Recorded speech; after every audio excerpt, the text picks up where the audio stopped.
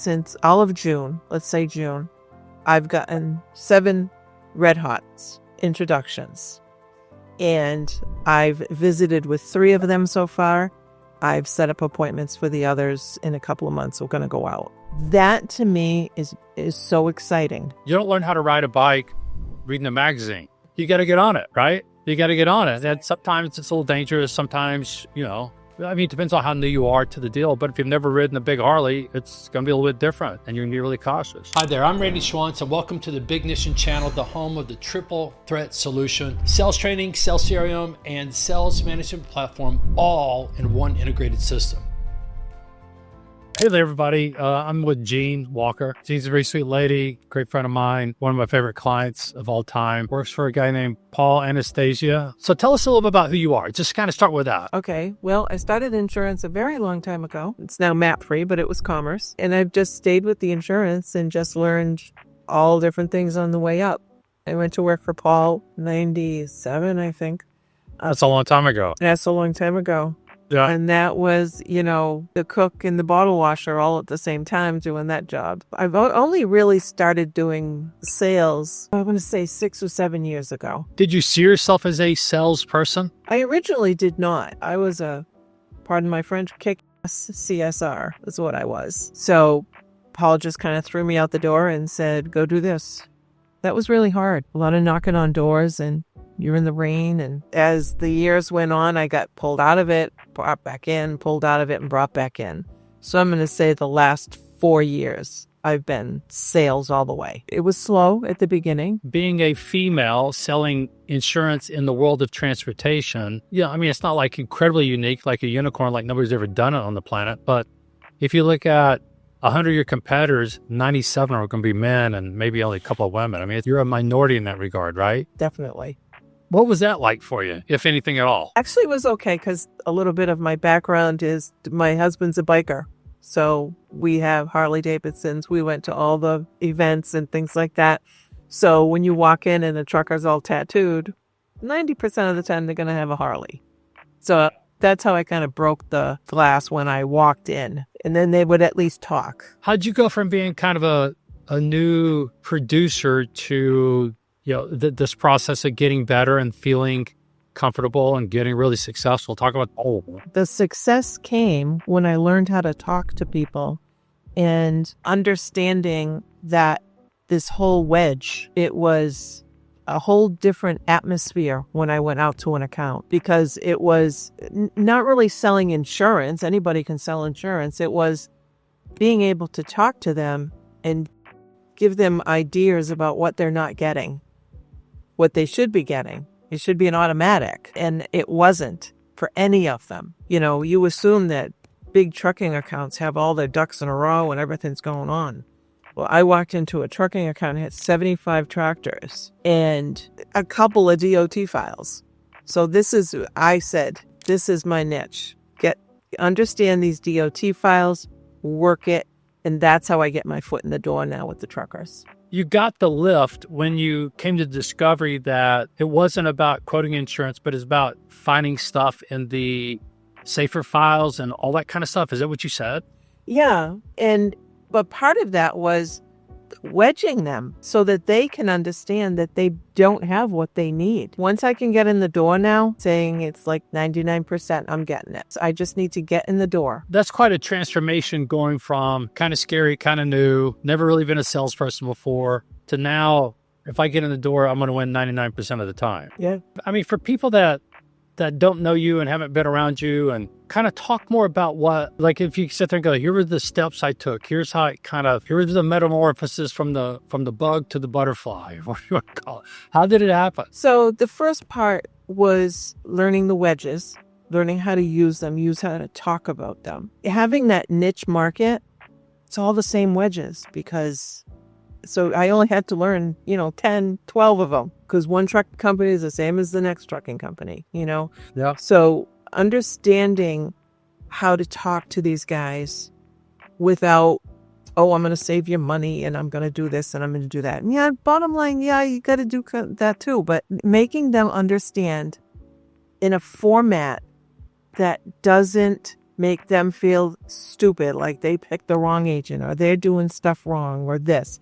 It's enlightening them to what needs to be done, and I'm here to help. Working with us, obviously, the Wedge Group, Big Nation, all that sort of stuff. I mean, we're trying to simplify selling for producers by making differentiation or black and white rather than idealistic, by taking you out of the kind of quote on your insurance to really making things predictable for the client with your proactive services. So what you're saying is, after you got the epiphany or the aha, you went out and developed your 12 proactive services, which was kind of easy for you because you'd been doing this for 30 plus years as a CSR. But even as a CSR, I mean, you didn't get into SAFER and you didn't get into MVR reviews and you didn't get into looking at citations, any of that stuff. So No. no, none of that. So you had to come over and kind of be creative and innovative to start to look at that. So kind of take me out through your mind started working where you kind of go, well, I mean, when you started getting the, Yeah. Picking your niche is the hardest part because you want your niche to be something you like, something you're interested in. So you're interested in transportation. Right. Because Why do you like it? What do you like about it? I love it. The people are amazing. They really are. The truckers and the employers, they all started from being a trucker, you know. Yeah. And they're just great people. And I can talk to them. And, you know, truckers have their own language, kind of. So understanding that and just being around them on the motorcycles was a big inlet for me. So those are the people that I want to work with. Those are the people I like. You must like your husband as a biker. Right. So how many miles do you spend on the back of a Harley? I'm just curious. Well, a lot before. Not that much now. But I still got all the lingo to throw around. And we still got the motorcycles. So, but we went to Laconia, South Dakota, all that kind of stuff on all the bike runs. And did you have your own bike or did you ride with your husband? I just rode. You just rode. I gotcha. So then, because you're familiar with bikers and how they talk and what that's like, you're really comfortable with that. A lot of truckers are that way. So then you're really comfortable with them. So then now when you go out there and talk to a trucking firm, you can just kind of get into the vibe because you got the language, you know what's going on, you kind of know what they find interesting. You're competing with somebody else that's got that piece of business and you're having to figure out how do you go win it, right? So just talk to the mind work that happened for you. Just to say, it was a lot of learning with this DOT stuff. I called compliance companies. I got friends with them so that I could learn what needs to be done and Googled a lot and did a lot of that prep work. So now when I go into an account, I'm going in, I have a service plan, a sample service plan of things that we can do. And I just present it in a way that, you know, these are just optional things that we can do for you if you need them. There's many more. And I'd come with my computer and we'd pick them out as tailor the plan just to you, to what you want and what you need to have done. Then I do some wedges with them about when your agent came out and, you know, reviewed your losses. They took out your claim reports and they went through everything that's open and why are they open and got them closed. And you here didn't do that. What is that?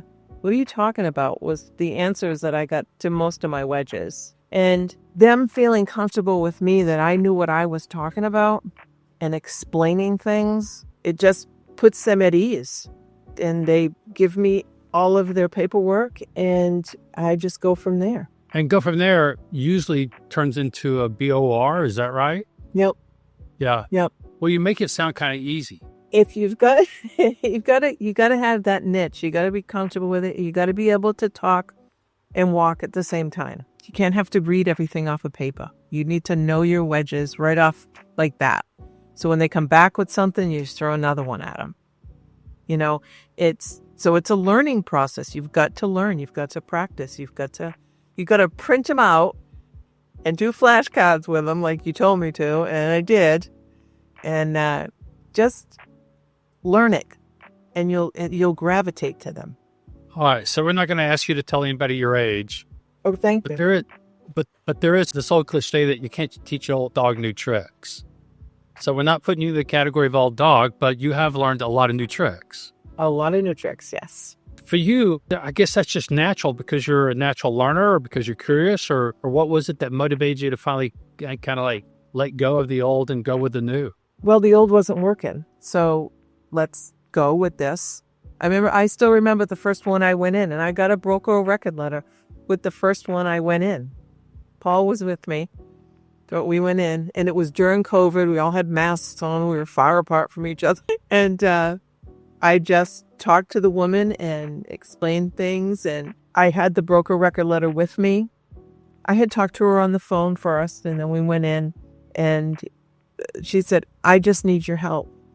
I just need your help. I said, okay, here you go. Slid it across the room. And is that how most of them turn out for you? It's kind of like then now after a little bit of discussion and a couple of, here's what the plan, here's what could happen, and a couple of wedges to get them to see the other guy's not, they just kind of go, oh, it's obvious I need your help. Yeah.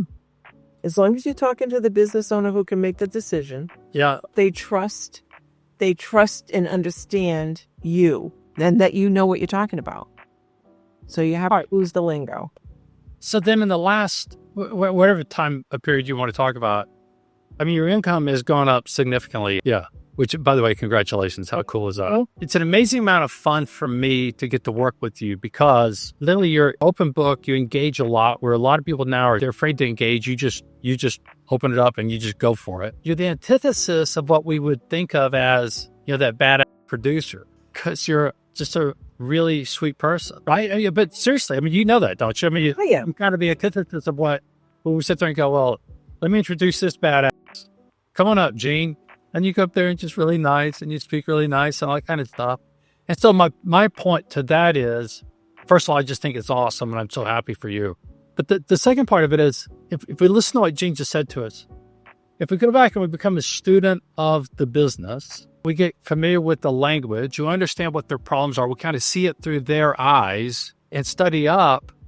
What she said to us is that by and large, most of our competitors are still stuck in the way it's been done 20, 30, 40 years ago. Relationship, let me lift your policies.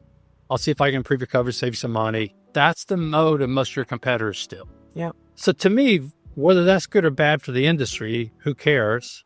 The industry is what it is. It's definitely good for you. And it's good for producers who are willing to let go, open up, become real students, and then just go start to play this game. Yeah. All right. So one of the things you said is like, once you get in, 99% of the time you're going to win. So now let's talk about how do you prospect? Well, I prospect with a list that I get from a couple of different places, and we upload them into the Bignition. I sort them.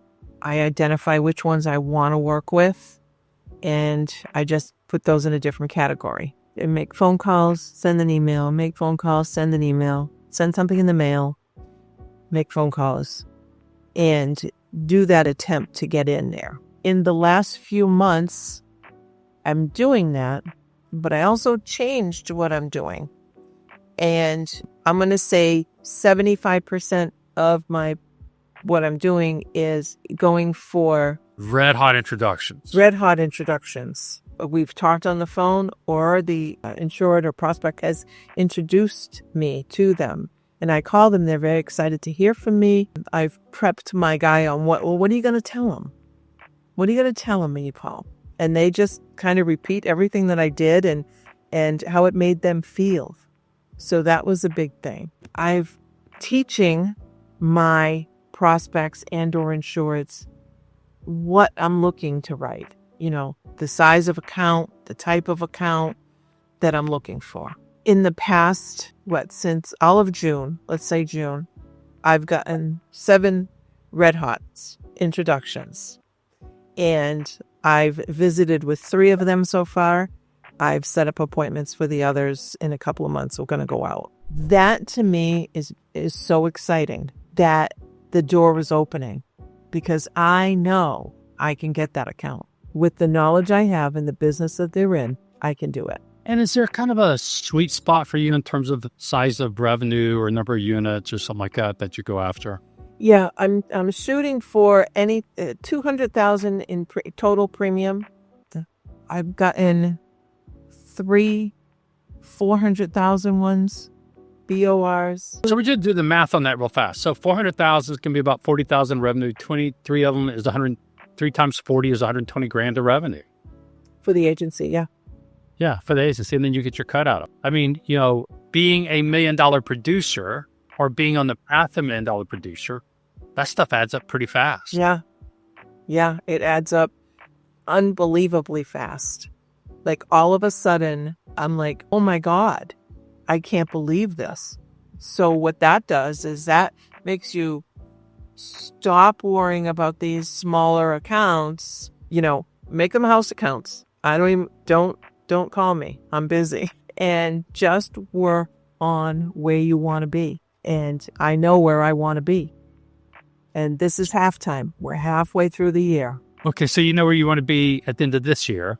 And this is, by the way, we're recording this on July 1 of 2025. So this is halftime. And where are you at halftime? Are you halfway there? Are you more than halfway there? I'm more than halfway from last year at this point. At the end of last year's salary, let's say, I am more than halfway to that. But now I have a lot more red hot introductions. So the plan is I'm trying to double that. That's what I'm trying to do. Double your income or double what? What are you trying to double? Yeah. Double your income. Yeah. Why is that important? That's important for a couple of reasons. One is freedom. One is security. One is my husband likes expensive cars, old hot rods. I've got that goal to get to. So this is where I'm going. I mean, my kids are grown, the house is paid, all this kind of stuff, So it's more of what do we want to do and how much longer can I do this? How much longer do you think you can do it? Oh, I'm working from home. I'm having a ball. I don't see any reason to not. Yeah. That's how I feel about it. Yeah. And I've been here long enough. I can take all the time I want off if I want to. Yeah. That's open-ended, but I don't take any. Not much anyway. I think that's why it's open-ended, because I don't abuse it or anything, Yeah. Yeah. And is your husband your biggest fan? Yes. Yeah. How cool is that? He goes out and gets coffee in the morning. He calls me with a DOT number that he saw a nice truck. That right there that's 1/4 of a hot rod. If I get her, get that, we'll get this thing. Yeah, there's a method to his madness, yes. There's anything, whether you're who cares who's earning the bread, when your spouse can correlate your success to their freedom and security or toys, they become really supportive. Jean knows because she does it, but a big part of our goal setting process in Big Nation is really getting producers to think long term, 30 years out. And you think about it. Had you started this 30 years ago? Yeah. Crazy, right? Crazy. And so it's interesting how many generally old white guys who've come through a workshop with me or something like that go, man, I wish I'd have met you 20 years ago. Well, I was around. It's easy to sit around and maybe complain or not be successful, but it takes a little chutzpah to go ahead and start to now accept that maybe what's going on is not working so well and that I really could be doing a whole lot better, and then get on that path and not give up. And that's, again, my hat's off to you in a big, powerful way, because I think we've been working together 3 or 4 years. I don't know how long, honestly. Yeah. You always show up and you always contribute. And I can see your mind spinning. And when I bring an idea to the table, you make me stop and say it again. And then you go figure out how to implement it. Yeah. So I'm going to ask you a question. Had Paul not gone out and gotten me, what do you think your life would be like? Probably would have retired. Yeah. Yeah. Kind of would have been over. Yeah. It was a struggle. Yeah. So this is just a sigh of relief that, oh, that's how you do it. Yeah. And Randy, I mean, you've been talking about red hots for a while, and I couldn't get it in my head. I couldn't get it. And the broker record that I took in March, I'm going in and I got the broker record letter. And then I had met with him a couple of times, wrote the policy, delivered some, and went in and asked him do you know this guy? Do you know this guy? And yeah. And I said, well, I'd like to meet with him, and okay, well, let me see if he's available. And he just started calling people. And I'm okay. And here's the beauty about what you just did. Most people just want to make this really hard. And what you just did demonstrate, you found somebody you think the guy knows you want to meet. And then you say, do you know this guy? And he goes, yeah. And they go, great, because I want to meet him. And then they pick up the phone and they call on your behalf. It doesn't always happen that way, but it does more often than what anybody would believe, doesn't it? Right. Yeah, it's interesting. I'm working on a new book. It's not going to be very popular, but it's really about just how to onboard new producers. And that the whole thing about get on a system, put the guardrails up, train coach, and then these things like we're talking about. Go learn 12 wedges. Ask your client, once you've written the account, put them on service timeline, make sure they sign off on it, you both do it. So now you know that they're getting what they want. And then do some research, find out who they know and say, don't you know blank? I'd like to meet them. And then it's just like one builds on top of the other. Boom, boom, boom. And you just repeat that little sequence over and over and over again. And I gotta be careful how I say this, but I won't be too careful. The competition is so mediocre. The competition is so entrenched and indoctrinated in we're good guys, I'm knowledgeable, I'm experienced, I've been doing this for a long time, but they can't articulate what they do. They haven't named their services. They're making verbal promises, but there's no deliverables and there's no accountability. And so when you switch this game, it's just so much easier to be remarkably successful. Yeah, I just want to tell you one of the things, one of the BORs that I took over, they notify the other agent called him, and I did the whole cheese thing. But he said, and it was a friend of his that was his agent, and he called and he said, that he was staying, he wasn't going back to him. And he says, well, she must be a hell of a salesperson. And he said, it's way beyond that. I'm like, yeah. It's not really about these crazy persuasion skills. It's about figuring out what people really want and find a way to codify it. It's just like language. The caveman, they didn't have language. They didn't have the alphabet. They just had little pictures. And so, as we got more sophisticated, we codified our language. We codified how we do it. So when you can codify how you serve people, name your services, make them black and white, now they have an identity that the buyer can go, you do that, and you do that, and you do that, you do that. Why am I putting up with that? And it's that simple enough. It is. It really is. Well, cool. Well, I know that you have also been working with some new producers, some of which creates great joy and some which creates a lot of frustration. Can you talk about what frustrates you about new producers? And then after a while, talk about what creates joy about working with new producers, assuming there is some. Okay. The frustration, they're all gung-ho, the first 2 weeks. And then the excuses come. I'm not one for excuses. So, well, why didn't you make the calls? Oh, I was doing this. You have no accounts. What could you possibly be doing with your time, And then there's the ones that watch, they understand, they listen, and they get red hots out the door, right? I didn't do that. But these two that I got going on now they're red hots. They understand that that's how you get it. Maybe they're just watching me. Well, it goes back to, it's so much easier to learn things when you have a model. Somebody models out, here's how you do it. Now, okay, now what you do it. So if you can do it, I can do it. That's a really powerful thing. If you can be a coach or be a mentor, don't just tell people what to do. Go do it and let them see you doing it. That's one. Secondarily, the ones who come in gung-ho for 2 weeks and then zip out or blip out, they generally don't last real long, do they? No. And have you learned anything about, because I don't know if Paul hired them or you were involved in hiring them.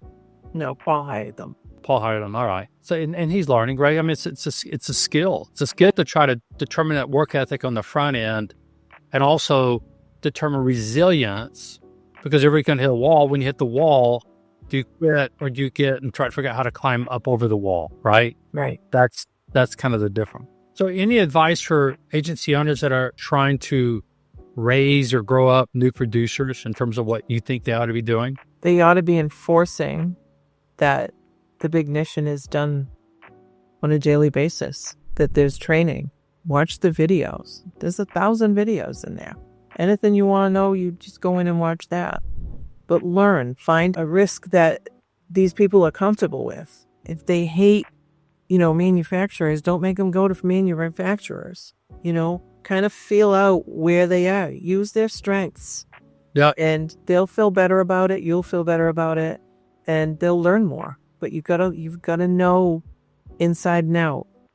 You got to just go learn. If you've got to stay till 8 o'clock at night learning, then that's what you do. So, pick a niche that's something that you're interested by. I would have loved manufacturing. I would have loved construction because both those, both incorporate things being built and I just love that, right? So that's what I would have gone after had I been an insurance broker. Yeah. So you get that, and then you become a real student. You start looking at it from the buyer's eyes. What's going on? What's the real business? What are all these things that impact what you're going to be spending for insurance, and make them become a good student of that. And if they don't have that natural drive, probably you should fire them. Yeah, you'll fight. 30 days, you're going to know. Yeah, probably 2 weeks, you're going to know. But within 30 days, if they're not, say bye-bye. Get the next one line. And then if you do keep them, focus on the daily habit. The meetings with the role playing. Yeah, that's so important. You might feel like a nut, but it doesn't matter. Just do it. Yeah. It's just like your husband's a biker, you said, right? Harley Davidson. You don't learn how to ride a bike reading a magazine. You got to get on it, right? You got to get on it. And sometimes it's a little dangerous. Sometimes, it depends on how new you are to the deal. But if you've never ridden a big Harley, it's going to be a little bit different and you're going to be really cautious, or like driving a race car. And so we got to get our producers into a lot of role play to get them comfortable. And a lot of people they want to skip that part because it takes work. Yeah, you can't skip it. Can't skip it. You got to know your wedges without reading them. I'm so proud of you and all that you've done and what you've accomplished for you and your family. Thanks for being with us today, but also thanks for all the contributions you make when we do our Monday masterminds and stuff like that. It's just a lot of fun. I really appreciate you. Yeah, so I always get a little nugget. Yes, ma'am. Out of each class. Well, thank you so much. I'm going to put a bow on it right here. You're very welcome, and thank you. Peace out. Peace out.